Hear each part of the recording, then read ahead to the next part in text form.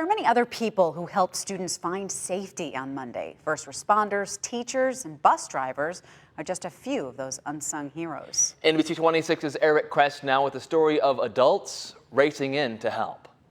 For bus drivers, there is one job that stands out from the rest of their daily responsibilities. The most important thing is the safety of the children.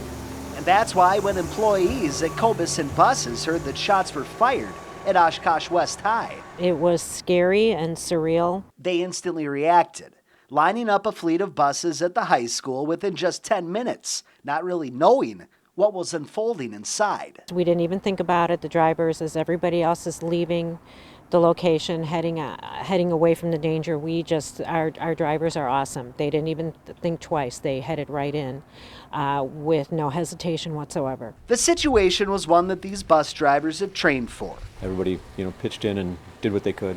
How to evacuate a school of nearly 2,000 as quickly as possible. But this was no drill. Big thing is you can't really plan for them because you don't know when or where or how it's going to happen or what we need to do. But thanks to a handful of bus drivers ready on a moment's notice, and some even ready from the comfort of their home. We had drivers calling us saying, "What can I do to help? Do you need me to go there?" Hundreds of Oshkosh West students were bused to a neighboring school out of harm's way, in a setting as terrifying as it was that had some familiarity, thanks to the drivers who wanted to help. It was very emotional for everybody because you had, children who were scared and, just trying to keep them calm and get them to a safe location. In Oshkosh, Eric Krest, NBC 26. Many of the high school students that were bused to a nearby elementary school ultimately stayed on those buses and waited for parents and guardians to pick them up. Another unsung hero from the incident is a student here who opened a mosque across the street from the high school. You can see in the video the student with access to the mosque is able to open the doors, and students are then able to rush into safety. And students at Oshkosh West High School will be going back to class starting tomorrow morning. All other Oshkosh schools reopened today. We turn to more local news now to Fond du Lac County Sheriff's Office. It said 2 people died and a car was split in half when it went off the road and hit a pole.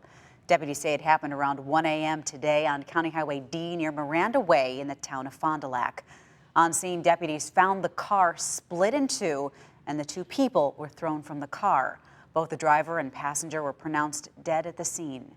Police believe speed and alcohol were both factors in that crash.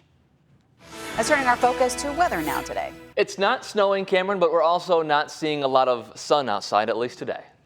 No, another cloudy day across northeast Wisconsin. The clouds really not doing much across most of the viewing area. However, farther north and east, we have been looking at some light snow and flurries here across parts of northern Marinette County, Menominee County, Michigan, and also central and northern Dora County. And that snow will continue on and off throughout the evening. Some minor accumulations are likely, and that could lead to slippery roads. Where it's not snowing, it is cloudy and mild. Temperatures are currently in the lower to mid 30s. So a little bit of light snow across the north. For most of us, just clouds with temperatures holding in the 30s throughout the evening. Back to you.